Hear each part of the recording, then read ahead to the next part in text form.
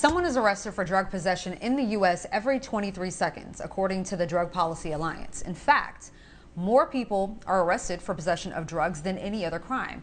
Those statistics are what inspired two Democratic House members to introduce a bill yesterday to decriminalize drug possession for personal use at the federal level. New Jersey Representative Bonnie Watson Coleman, along with St. Louis Representative Cori Bush, drafted the bill titled the Drug Policy Reform Act. Tonight, she joins me to talk more about the importance of passing this legislation. Thanks for coming on, Representative Coleman. Thanks for having me and having this discussion. Of course. All right, so your introduction of the bill came just hours ahead of Thursday's 50th anniversary of President Richard Nixon's war on drugs. Can you share with viewers how important that is symbolically?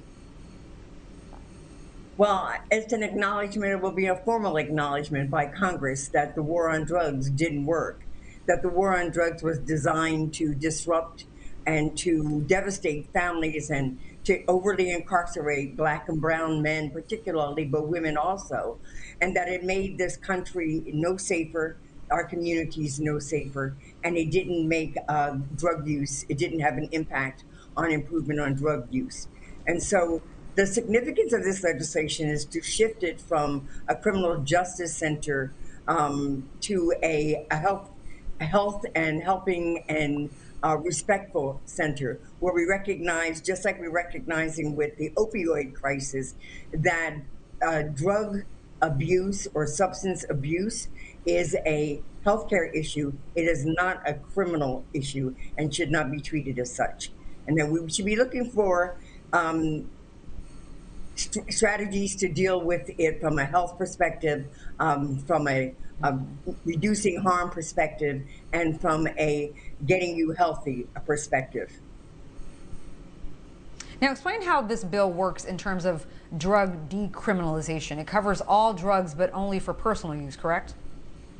Exactly. It's only for personal use, and it does a number of things. It establishes a commission, a rather broad-based commission of 18 individuals that will look at a series of issues, including what does it mean to be a personal use? What is the quantity? What are the degree to which you can possess drugs and it still be considered for personal use? It takes the authority for dealing with individuals who have been found to be in possession of drugs for their own personal use. It takes it out of the criminal justice realm and puts it into Health and Human Services. It makes the Department of Health and Human Services the actual entity that has authority over these issues.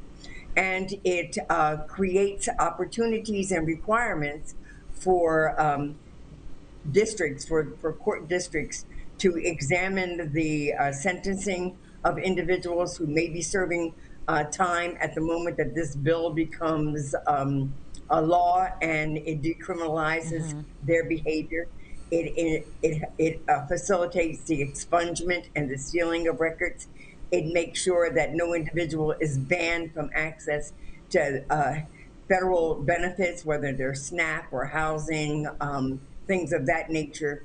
And it creates a redirection of resources from incarceration to therapies and other evidence-based approaches to dealing with the impact of use of drugs. Now, why is it important that we decriminalize all drugs and not just some drugs like marijuana? Well, the issue is personal. The issue is whether or not this is a fear to the community, a problem with the community, whether or not this is an illegal act that should be addressed through the criminal justice system, or whether or not this is an issue of one's personal health care. Just like we found out that the issue of opioids and the use of opioids is a healthcare issue and not a criminal issue. Granted, we came to that sense about abilities about it because we found out that white folks were addicted to opioids or misusing opioids. But that's the same thing with any drug and the individual's use of that drug. And we should be expending our resources on helping that individual, if he or she is having a problem in the use of any drug, to get healthy, to be educated, to have access to services, and to be treated as a human being in the process, and to not separate our families from one another so that our children grow up without a mother or without a father, simply because that individual was found to have a, an amount of drugs in their possession for their own personal use.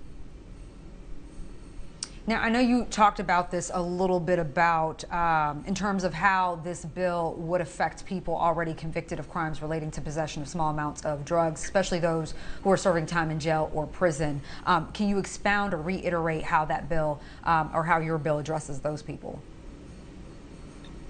Well, in two ways. First of all, this bill is to encourage the states to address these issues from a healthcare perspective versus a criminal justice perspective. And it incentivizes them Yes. by whether or not they will be eligible for COPS grants or burn grants money from the federal government.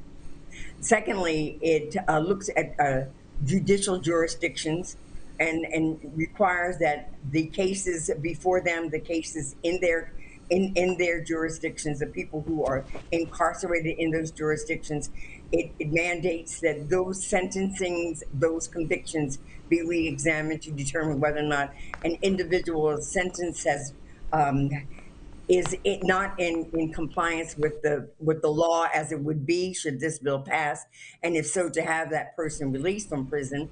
It also deals with people who have had convictions and are not in prison. It provides an opportunity for them to have their records expunged, their records sealed, and it gives them access to things like training and jobs. It makes job discrimination illegal simply because you had a conviction at some point of your personal drug use.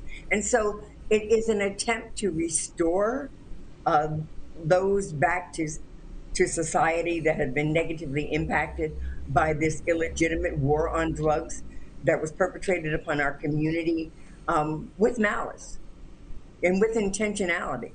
And it Yeah.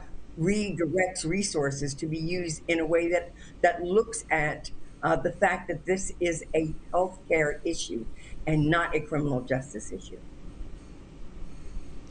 Representative Coleman, why not seek to legalize all drugs rather than decriminalize them? You know,